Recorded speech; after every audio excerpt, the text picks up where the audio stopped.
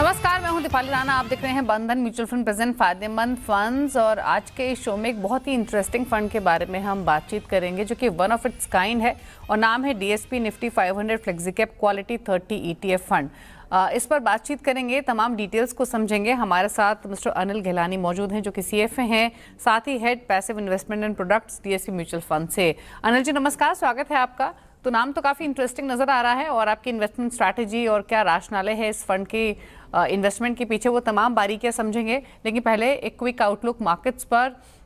Markets में जिस तरीके का मोमेंटम हम पिछले कुछ सत्रों से देख रहे हैं, डिस्पाइट जीएसटी कट का बूस्टर हमने देखा, अर्निंग्स को लेकर थोड़ी सी चिंता कम होती हुई दिखाई दी है, उसके बावजूद भी वो कॉन्फिडेंस की थोड़ी सी कमी नज़र आ रही है। क्या व्यू है करंट लेवल्स पर मार्केट्स पर और यहाँ से आगे का आउटलुक क्या है? दीपाली जी, आपने बहुत बढ़िया कहा कि अर्निंग्स के ऊपर भी थोड़ा कंफर्ट आ रहा है, फिर भी थोड़ा इम्पैक्ट नहीं लग रहा है मार्केट में। तो जैसे मैं हर टाइम मार्केट को देखता हूँ, उसको मैं बोलते हैं कॉफी फ्रेमवर्क से। तो कॉफी का जो CO है वो हो जाता है कॉर्पोरेट अर्निंग्स, F जो है वो फ्लोज की जो मार्केट में इनफ्लो या आउटफ्लो आ रहे, और E जो है वो है इवेंट रिस्क। तो जहां तक मैं समझता हूँ कि जैसे आपने बहुत परफेक्टली कहा कि जीएसटी का एक सो कॉल्ड बूस्टर आया हुआ है, जो हमारे माननीय मोदी साहब ने भी कहा है कि एक ये जीएसटी बचत महोत्सव है। तो बहुत सारा जो कंज्यूमर स्पेंडिंग हो रहा है उससे ओवरऑल कंपनीज की टॉप लाइन बढ़ने का एक्सपेक्टेशन है, कॉर्पोरेट अर्निंग्स ग्रो होने का एक्सपेक्टेशन है। फ्लोज में जो F पार्ट है उसमें थोड़ा सा डोमेस्टिक साइड से फ्लो आ ही रहा है। जो फॉरेन मनी से जो FPI का जो फ्लोज आता है वो थोड़े टाइम से बाजार से बाहर निकलता हुआ नजर आ रहा है। और जब तक कोई बहुत मीनिंगफुल चेंज नहीं होता है ग्लोबल मार्केट्स में, जैसे फॉर एग्जांपल एक ट्रिगर जो सब देख रहे हैं कि यूएस में इंटरेस्ट रेट कट्स धीरे से वापस रीस्टार्ट हुए हैं। यदि वो और जोर से वापस स्टार्ट होते हैं, जैसे कि एक व्यू बन रहा है फेड रिजर्व से, तो उससे वो फ्लोज इंडिया में आने के और भी चांसेस बढ़ जाएंगे। बट जो कॉफी का जो ई पार्ट है, जो इवेंट रिस्क पार्ट है, मेरे हिसाब से फिलहाल वो ई पार्ट या इवेंट रिस्क के हिसाब से काफी चीज में एक सबड्यूड रिएक्शन आ रहा है मार्केट में। कि काफी जो इवेंट रिस्क है, जो एक अनसर्टेनिटी का जो एक माहौल है, मान लीजिए कि वो दो टाइप के वॉर चल रहे हैं। एक हो गया अनफॉर्चुनेट जो ऑन ग्राउंड फिजिकल वॉर चल रहे हैं जो कई कुछ देशों के बीच में, और जो इकोनॉमिक और जो टैरिफ रिलेटेड वॉर चल रहा है उसके हिसाब से एक बहुत अनसर्टेनिटी है कि काफी सारे सेक्टर्स और उसके जुड़ी काफी कंपनियों का ग्रोथ कैसे होगा, उन कंपनियों के ऊपर टैरिफ का इम्पैक्ट किस हद तक नेगेटिव रहेगा। तो मेरे हिसाब से वो जब तक थोड़ा ओवरहैंग क्लियर नहीं होता है, वो ई पार्ट जो इवेंट रिस्क पार्ट है, वो जो पहले का जो CEO जो कॉर्पोरेट अर्निंग्स में बढ़ोतरी दिखने का अपॉर्चुनिटी है, उसको थोड़े हद तक बैलेंस आउट करके नेगेटिव कर रहा है। इसके लिए थोड़ा मार्केट लैकलस्टर आप समझ लीजिए, या थोड़ा सा एक अपवर्ड ट्रेंड इमीडिएट नहीं दिख पा रहा है। फिर भी जैसे कि अभी हम जस्ट सितंबर क्वार्टर के रिजल्ट्स स्टार्ट होंगे, उससे एक ज्यादा ट्रेंड मालूम पड़ेगा। यदि काफी सारे सेक्टर्स के रिजल्ट्स और उनके नेक्स्ट कपल ऑफ क्वार्टर्स के गाइडेंस पॉजिटिव आते हैं, तो डेफिनेटली इक्विटी मार्केट्स में पॉजिटिव ट्रेंड आ सकता है। ओके अच्छा अनिल जी, एक चीज़ बताइए, एफआईज लगातार बिकवाली कर रहे हैं, उनको भारतीय बाजार अभी भी महंगे लग रहे हैं क्या आपके हिसाब से? और दूसरा ये जो दो पॉकेट्स रिसेंटली काफ़ी फोकस में रही हैं कंजम्पशन या फिर जीएसटी बूस्टर की वजह से, जैसे कि ऑटोज़ हुए या फिर एफएमसीजी बास्केट हुआ, कंज्यूमर ड्यूरेबल्स ही क्यों ना हुए, इस थीम पर अब आपका व्यू क्या है? वैल्यूएशन के हिसाब से, ग्रोथ के हिसाब से, या फिर जो इमीडिएट हम पुश देख रहे हैं फॉर इंस्टेंस ऑटोमोबाइल कंपनीज की सेल्स में ही, फेस्टिव सेल्स में ही, इसका सस्टेनेबिलिटी फैक्टर कितना नज़र आ रहा है आपको?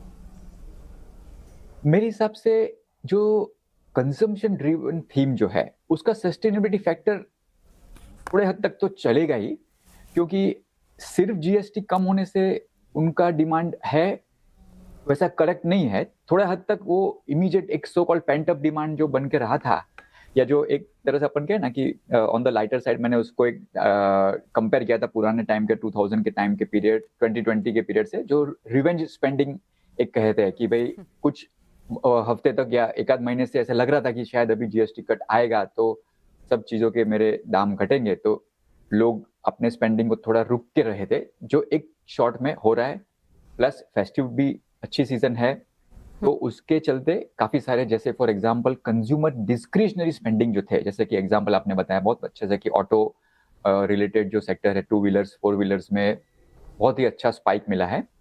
और जहां तक मैं समझता हूँ कि उनके दाम में जो कंपनीज के प्राइजेस है उसमें वो फेयर लेवल पे एब्जॉर्ब हो चुका है। तो अपन कहते हैं ना कि फिलहाल ऐसा लग नहीं रहा है कि उनमें से कुछ कंपनीज के लेवल्स बहुत ही अट्रैक्टिव लग रहे हैं, बट डेफिनेटली फेयरली प्राइस लग रहा है। तो यहाँ से आगे चल के नेक्स्ट 2 क्वार्टर्स में मेरे हिसाब से ये कंजम्पशन लेड जो स्टोरी है वो डेफिनेटली इंटैक्ट रहनी चाहिए। हाँ, जो ये 2-3 हफ्ते का फेस्टिव और revenge spending pent up demand का जो था, वो सेम स्पीड से शायद उसका ग्रोथ टॉप लाइन नहीं दिखेगा, बट डेफिनेटली उसमें एक अपवर्ड पॉजिटिव ट्रेंड जरूर रहेगा। तो जो निवेशक इन्वेस्ट करना चाह रहे हैं अभी, या वेदर लोकल हो या फॉरेनर्स हो, उनको डेफिनेटली यहाँ पे एक ग्रोथ नजर आ रहा है। और वो ग्रोथ के अगेंस्ट में थोड़ा प्राइस ज्यादा देना पड़े तो भी मेरे हिसाब से वो फेयर होगा। कुछ कुछ स्टॉक्स में डेफिनेटली यदि ऐसा लगे कि बहुत ज्यादा स्ट्रेच लग रहा है तो आपको सावधानी बरतनी चाहिए और थोड़ा स्लो इन्वेस्ट करना चाहिए। But broadly speaking, by and large, मेरे हिसाब से जो लार्ज है, मिड है स्पेस में डेफिनेटली एक हद तक कंफर्ट नजर आ रहा है। ओके, चलिए, इंटरेस्टिंग है कि मिड कैप्स में, स्मॉल कैप्स में, लार्ज कैप्स में कंफर्ट दिखाई दे रहा है और ऑटोज भी फेयरली प्राइस्ड हैं इन लेवल्स पे। लेकिन चलिए अब बात करते हैं DSP Nifty 500 flexi cap quality 30 ETF के बारे में। तो अनिल जी, नाम काफ़ी लंबा भी है और काफ़ी इंटरेस्टिंग भी नज़र आ रहा है, और मैं पढ़ भी रही थी इस फंड के बारे में, काफ़ी डिफरेंट कॉम्पोजिशन वाला फंड है और डिफरेंट इन्वेस्टमेंट राशनाले है आपका इस फंड के पीछे। तो पहले तो हमारे व्यूअर्स को बताइए एग्जैक्टली, क्योंकि इस फंड में हम निफ्टी 500 भी है, फ्लेक्सी कैप भी है, क्वालिटी 30 भी है, तो एग्जैक्टली अप्रोच क्या है आपकी इस फंड के थ्रू और ये नाम क्या इंडिकेट कर रहा है? Thank you. और यस, आपका बात बराबर, थोड़ा सा लंबा नाम है तो मैं उसको सबसे पहले सिंप्लीफाई कर देता हूँ। जैसे कि आपने बोला कि निफ्टी 500, तो वो हमारा पूरा यूनिवर्स है। ये जो ब्रॉड मार्केट है उसमें लार्ज, मिड, स्मॉल तीनों कंपनियों के शेयर्स आ गए 500 कंपनी में से। उसमें से हमने ये इंडिया का फर्स्ट फ्लेक्सी कैप इंडेक्स है, जो जैसे अपन समझते हैं ना, फ्लेक्सी कैप का मीनिंग है कि भाई वो डायनामिकली लार्ज और मिड और स्मॉल के बीच में अपना एलोकेशन चेंज करते रहेंगे। तो हालांकि एक्टिवली मैनेज फंड्स, जहाँ पे ह्यूमन जजमेंट लेके फंड मैनेजर अपना व्यू लेके लार्ज और मिड और स्मॉल में चेंज करते, वो तो काफी पॉपुलर कैटेगरी है अपने म्यूचुअल फंड इंडस्ट्री की, one of the largest category है। बट उसमें अब तक किसी भी फंड हाउस से ईटीएफ या इंडेक्स फंड जो कहे कि रूल बेस्ड प्रोडक्ट है, वो फिलहाल नहीं था। तो हमने ये हिसाब से ये एक कहे ना कि एक यूनिक प्रोडक्ट लॉन्च किया है, जिसमें ये जो फॉर्मूला या रूल्स बेस्ड अप्रोच से हम पहले तो फ्लेक्सी कैप मतलब लार्ज और मिड एंड स्मॉल के बीच का एलोकेशन डिसाइड करेंगे। और उसमें सिंपल वे में जहां पे भी ज्यादा तेजी लग रही है, जहां पे भी ग्रोथ लग रहा है कि भाई आज मान लीजिए मिड एंड स्मॉल कैप अच्छा चल रहे हैं, तो उसमें प्राइस मोमेंटम बिल्ड है रिलेटिव टू लार्ज कैप, तो वो पोर्टफोलियो में ओवरवेट हो जाएंगे। यदि कोई समय में लार्ज कैप में ज्यादा मोमेंटम लग रहा है तो वो लार्ज कैप में ज्यादा ओवरवेट हो जाएगा। तो बहुत ही करेक्ट फॉर्म में फ्लेक्सी कैप अप्रोच लेके लार्ज और मिड एंड स्मॉल के बीच में ये पोर्टफोलियो शिफ्ट करते रहेंगे। सेकंड, जैसे कि आपने कहा कि भाई उसके बाद क्वालिटी 30, तो जो फ्लेक्सी कैप प्रोडक्ट होगा उसमें लार्ज और मिड और स्मॉल का जो कॉम्पोजिशन नक्की होगा, उसमें कौन से स्टॉक्स लेने, तो उसके लिए कुछ कुछ क्वालिटी फिल्टर्स यूज होंगे। जैसे कि फॉर एग्जांपल कि वो जो कंपनी है वो कंपनी कैसे अर्निंग कर रही है, जो अपन कहते हैं बेसिक, जो कंपनी के आरओई प्रोफाइल कैसी है, रिटर्न ऑन इक्विटीज वगैरह पॉजिटिव है कि नहीं, फिर वो कंपनी कितनी लीवरेज्ड है कि उसमें डेट टू इक्विटी जितना कम से कम हो सके उतना ज्यादा उसको स्कोर मिलता है। फिर ये देखते हैं कि वो जो कंपनी के अर्निंग्स है क्या वो बहुत ही वाइडली फ्लक्चुएटिंग साइक्लिकल है या वो स्टेबली ग्रोइंग अर्निंग्स है, जिससे कि अपन कहें ना कि एक वो कंपनी का बैलेंस शीट, पीएनएल दोनों को मिला के एक क्वालिटी जजमेंट ले सकते हैं। तो लार्ज कैप में 10 स्टॉक होंगे, मिड कैप में 10 स्टॉक होंगे और स्मॉल कैप में 10 स्टॉक होंगे, तो तीनों मिला के टोटल 30 स्टॉक्स होंगे। इसके लिए ये नाम भी ऐसे डाल दिया कि फ्लेक्सी कैप और फिर क्वालिटी 30। तो एक तरह से नाम लंबा है बट बहुत ही सिंपल कि अपना पूरा जो इन्वेस्टेबल यूनिवर्स है 500 स्टॉक्स का, उसमें से फ्लेक्सी कैप अप्रोच यूज करके लार्ज और मिड स्मॉल का एलोकेशन डिसाइड होगा। किसी वक्त लार्ज कैप में हैवी वेट होगा, किसी वक्त मिड एंड स्मॉल कैप में हैवी वेट होगा। जैसे for example Deepali ji, currently अगर हम देखते हैं ये पोर्टफोलियो में मिड एंड स्मॉल कैप के ऊपर ज्यादा वेटेज है, तो 67% मतलब 2/3 जो पोर्टफोलियो है वो मिड एंड स्मॉल कैप में रहेगा और सिर्फ 1/3 जो है वो लार्ज कैप में रहेगा। ट्रूली एक कहे ना कि फ्लेक्सी कैप अप्रोच यूज करके लार्ज और मिड स्मॉल के बीच में ये एलोकेशन चेंज करते रहेगा। ओके अच्छा, एक चीज़ बताइए अनिल जी, यानी large cap, mid cap, small cap के बीच में जो भी एलोकेशन आपका है वो आप डायनामिक, जैसे आपने एक्सप्लेन किया कितना परसेंटेज एलोकेशन कहाँ है, तो क्या ये सेट फॉर्मेट है या फिर ये आप मार्केट कंडीशंस या आपकी इन्वेस्टमेंट अप्रोच के बेसिस पे चेंज भी हो सकता है, या कोई सर्टेन लिमिट है कि किस कैटेगरी में, किस मार्केट कैप कैटेगरी में कितना फंड मैक्स जा सकता है या कितना कम रह सकता है, कुछ इस तरीके का पैरामीटर है? बिल्कुल बिल्कुल। तो जैसे कि यदि अगर मिड एंड स्मॉल में प्राइस मोमेंटम पॉजिटिव लग रहा है तो मैक्सिमम जो exposure mid and small cap में हो सकता है वो होगा 67%, मतलब 2/3 allocation mid and small cap में होगा और लार्ज कैप में जो होगा 1/3 मतलब 33% लार्ज कैप में रहेगा।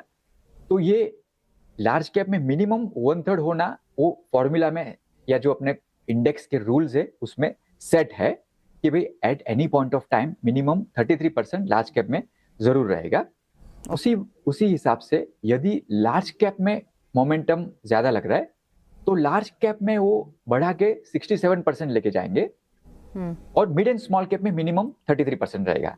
तो उसमें फिर मिड कैप में अप्रोक्सीमेटली 16 to 17% और स्मॉल कैप में 16 to 17% रहेगा।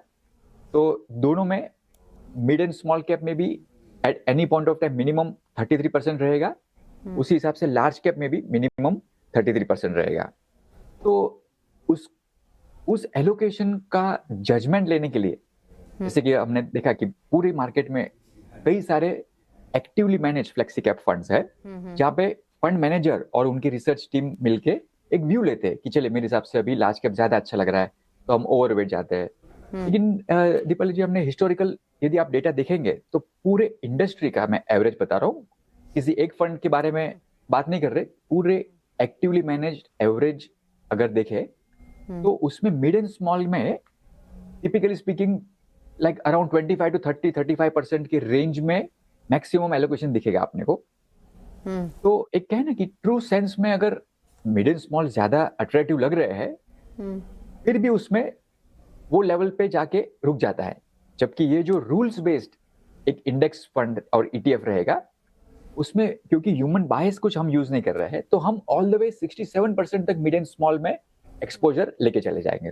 अच्छा अनिल जी, एक चीज़ बताइए, जैसे आपने कहा कि एक्टिव फंड मैनेजर की जो स्ट्रैटेजी रहती है उसके ऑपोजिट जो रूल बेस्ड पैसिव स्ट्रैटेजी की आप बात कर रहे हैं, मैं दो चीज़ें यहाँ पे समझना चाहती हूँ। एक तो ये कि क्या एडवांटेजेस या बेनिफिट्स आप देखते हैं इस रूल बेस्ड पैसिव स्ट्रैटेजी की versus active fund managers discretion. दूसरा ये अगर हम इस फंड की अप्रोच की बात करें तो किस तरीके से ये तमाम मार्केट साइकिल्स को कैप्चर करने में सक्सेसफुल रह सकता है, किस तरीके से बेटर है if we compare it to static allocation? Great point Deepali ji. देखिए, जहां तक एक्टिव फंड मैनेजर्स का व्यू बेस्ड अप्रोच है वो भी बहुत ही सही है, उसमें कोई ये नहीं, बट उसमें क्या ह्यूमन जजमेंट आ जाता है। तो मान लीजिए कि करंट सिचुएशन में जहां हम देख रहे, जैसे हमने स्टार्टिंग में मार्केट की बात की कि लार्ज कैप्स में अभी भी बुलिश ट्रेंड लग रहा है, लेकिन मिड एंड स्मॉल कैप ऐसा लगता है कि वैल्यूएशन थोड़ा स्ट्रेच्ड है, right? That is a general thinking. तो यदि मैं एक्टिव वे में मिड एंड स्मॉल कैप में एलोकेशन लेना स्टार्ट करूंगा तो यूजुअली स्पीकिंग में 25-30% से ऊपर मेरा ह्यूमन जजमेंट मुझे रोक लेगा। तो आज इसके लिए एक्टिवली मैनेज पूरे इंडस्ट्री के सभी फ्लेक्सी कैप फंड आप किसी भी उठा के देख लीजिए, ऑन एन एवरेज उससे ज्यादा आपको वेट नहीं दिखेगा। जबकि यहाँ पे बिकॉज ये रूल्स बेस्ड है, यहाँ पे कोई ह्यूमन जजमेंट नहीं यूज हो रहा है, उसका जो फॉर्मूला के हिसाब से मिड एंड स्मॉल में ज्यादा वेटेज दिखा रहा है, तो हमने मिड एंड स्मॉल कैप को 67% तक वेटेज लेके रखा हुआ है। अभी एवरी 3 मंथ्स ये रीबैलेंस भी होगा। तो एक तरह से स्टैटिक नहीं है। अगर जिस हिसाब से बाजार के उतार चढ़ाव से या बाजार के relative pricing of large versus mid small में चेंजेस आएंगे, तो हर एक कैलेंडर क्वार्टर एंड पे हम उसको चेंज कर देंगे। तो एक कहे ना कि डायनेमिक वे में वो चेंज होता रहेगा, और पोर्टफोलियो में जो करंट ट्रेंड बन रहा है उसको रिफ्लेक्ट करके उसमें ओवरवेट हो जाएंगे।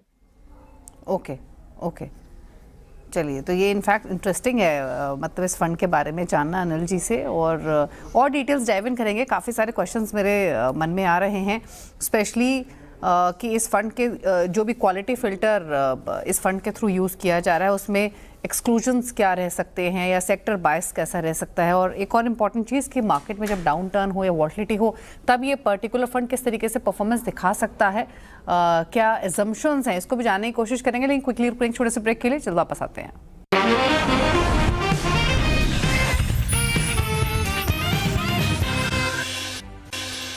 ब्रेक के बाद आपका स्वागत है। आप देख रहे हैं बंधन म्यूचुअल फंड प्रेजेंट फायदेमंद फंड्स, और आज हम बात करें बहुत ही इंटरेस्टिंग फंड के बारे में, जो है DSP Nifty 500 flexi cap quality 30।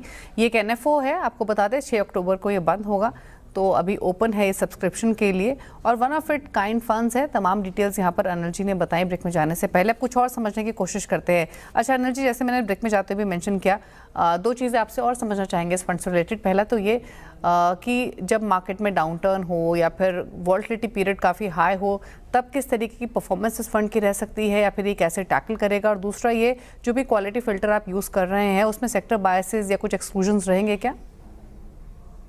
देखिए, जब भी मार्केट में नेगेटिव ट्रेंड आता है या मार्केट जब भी फॉल होता है, तो जाहिर सी बात है, ये भी इक्विटी पोर्टफोलियो तो फॉल तो होगा ही, बट बिकॉज इसमें क्वालिटी फिल्टर्ड पोर्टफोलियो है, तो अपन कहें ना कि जो अंडरलाइंग कंपनियां है उसमें काफी हद तक बैलेंस शीट स्ट्रेंथ है, काफी हद तक जो कंपनीज है वो बहुत ही लिवरेज्ड कंपनीज नहीं होगी, तो जिससे कि अपन कह सकते हैं कि उसको रीफाइनेंसिंग रिस्क वगैरह कम होगा। तो मेरे हिसाब से फॉलिंग मार्केट में नो डाउट ये थोड़े हद तक अपना डाउनसाइड प्रोटेक्ट कर सकता है। पॉसिबल है कि प्योर फ्लेक्सी कैप फंड जो रहे जिसमें कि एक्टिव मैनेजमेंट हो, वो शायद स्टार्टिंग में बहुत फास्ट एक्शन ले पाए। सपोज मान लीजिए कि एक particular segment of the market, let's say suddenly mid and small cap में बहुत ही करेक्शन आ रहा है, तो बिकॉज ये रूल्स बेस्ड फंड है, वो ह्यूमन बायस नहीं अप्लाई करेगा कि हाँ भाई एक्टिव फंड मैनेजर ने बहुत ही एनालिसिस करके कंपनी मैनेजमेंट से मिल के 1-2-5 स्टॉक जो मिड एंड स्मॉल कैप के खरीदे हैं, तो इमीडिएटली वो उनको टर्न करके एग्जिट करके या अंडरवेट करना थोड़ा मुश्किल हो सकता है कभी कभी। वेरेज इसमें क्या है कि जैसे ही अगर वो रूल्स बेस्ड अप्रोच में उसका वेटेज चेंज होगा, तो हम ह्यूमन बायस अप्लाई करें बिगर उसको इमीडिएटली वेट चेंज करके या ट्रिम करके या एग्जिट कर सकते हैं।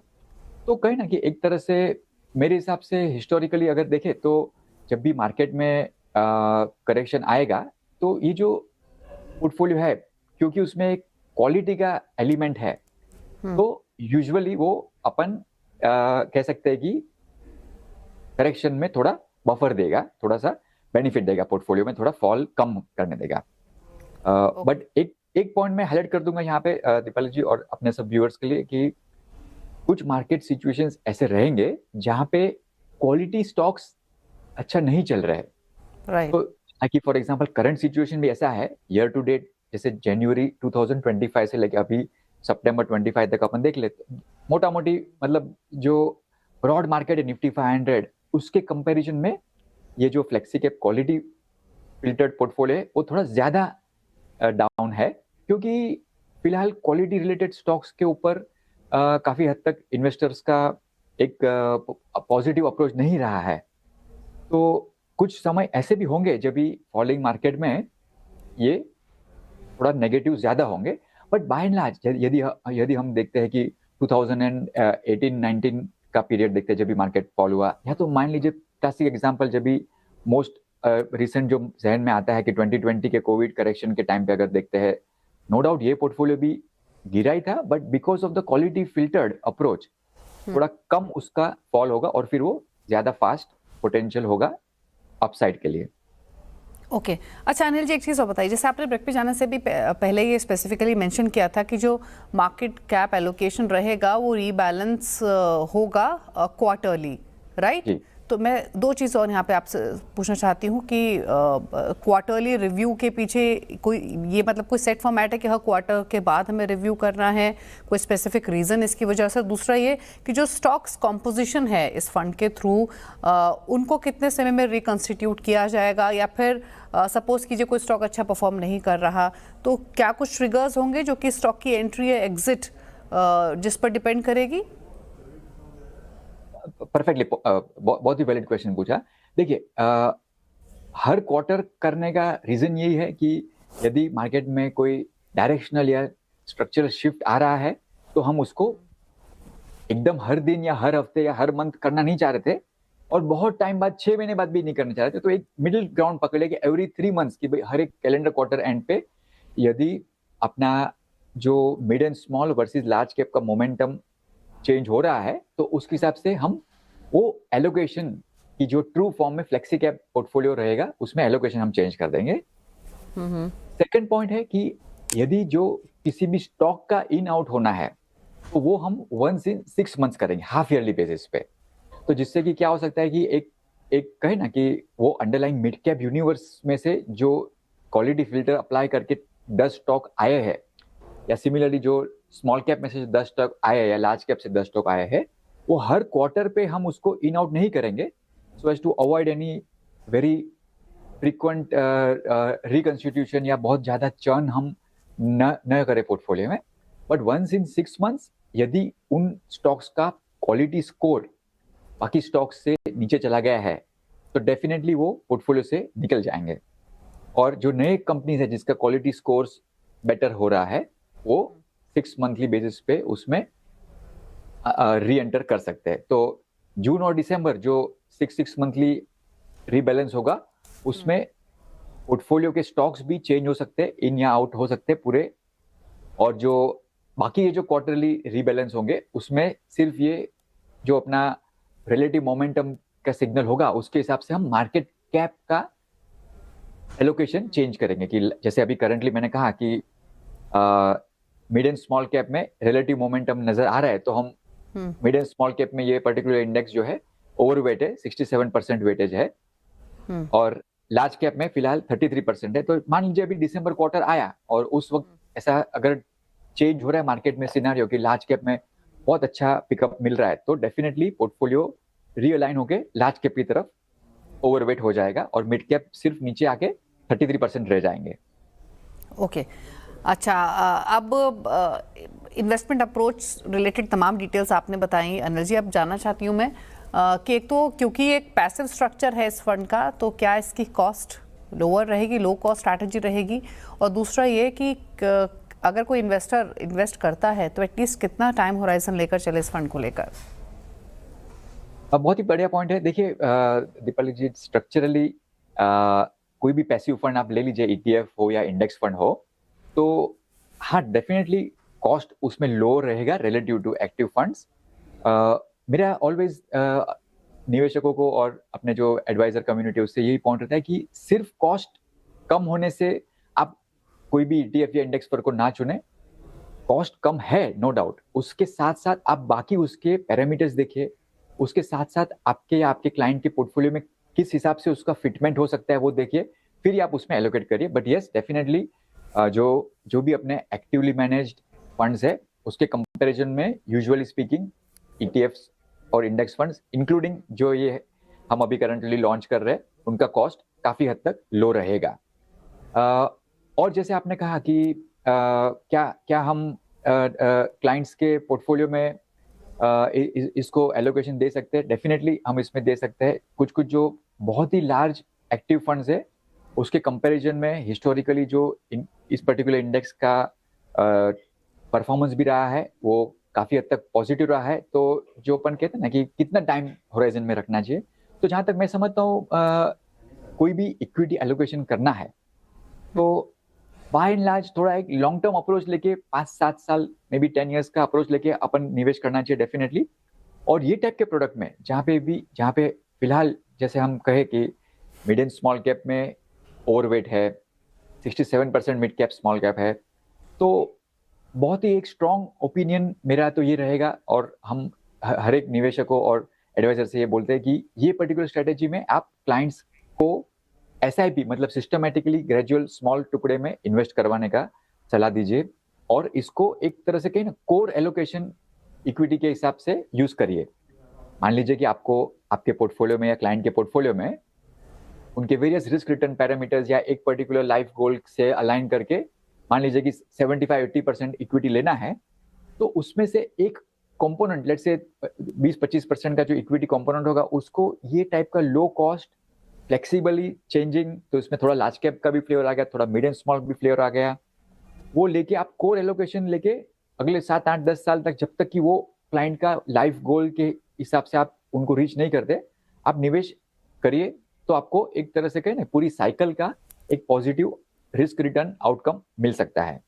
तो इन समरी लॉन्ग टर्म अप्रोच रखिए क्योंकि इक्विटी प्रोडक्ट है। इन समरी बहुत ही स्ट्रॉन्ग सजेशन ये होगा कि इसमें SIP से इन्वेस्ट करिए। और पॉइंट नंबर 3, यदि आपको एक तरह से कहे ना कि simple low cost core allocation करके इसको छोड़ दीजिए मतलब।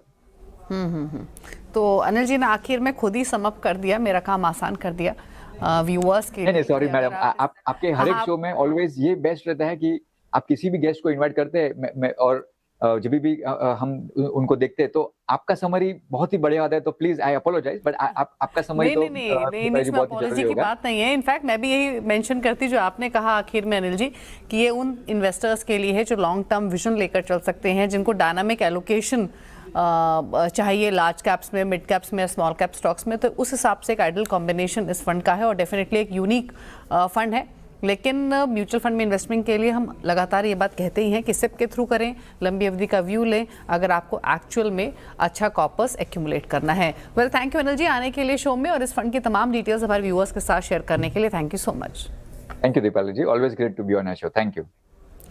और इसी के साथ फायदेमंद फंड्स में तो इतना ही। ब्रेक के उस पार भी खबरें जारी हैं CNBC आवाज पर। नमस्कार।